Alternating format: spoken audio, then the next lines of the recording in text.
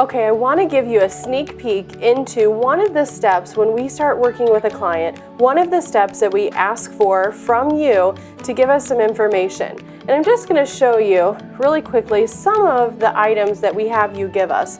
And that's really because we need to get some information from you before we can start to really analyze everything to give you answers that fit your situation. So some of these sections, for example, about your taxes, we need to know some information about that.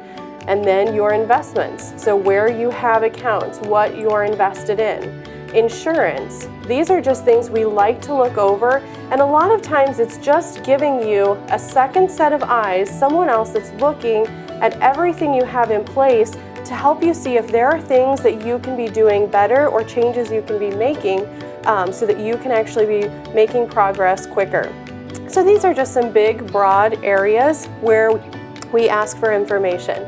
Now, with pulling this information together, it's always interesting because I think just pulling this stuff together for you actually shows you a lot and teaches you a lot of what you have happening. So for example, if you change jobs a lot, or if you've just recently changed jobs, you may notice that in some of these areas, maybe your investments, maybe your employee benefits, things like that, you may notice that some of the things you thought you had, you actually don't have in place. So one example I can think of is just a client who thought when they moved to their new job, they were automatically enrolled in their 401k, but come to find out a year later, they actually weren't. And so this is something that in going through this process of pulling information together, they even just realized that, and so now they're getting back on track with that.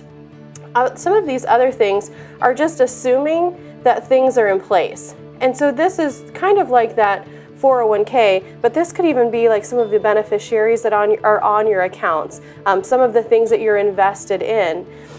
And just another example is often we will have clients come in and they'll talk about investments, and they may, for example, be upset that their investments aren't really growing, but they've heard that the market's doing really well. When we actually look at your investments that you're in, we can see it's really just in a money market or a bond fund. That is the purpose of that type of investment. So there's no reason that it would be growing. So sometimes what we think we have in place and what we actually have in place are different. And just by going through this exercise of pulling information together for us to look at it for you in this getting organized, you learn a lot, and we're able to just reset things to how they should be and how you thought they were.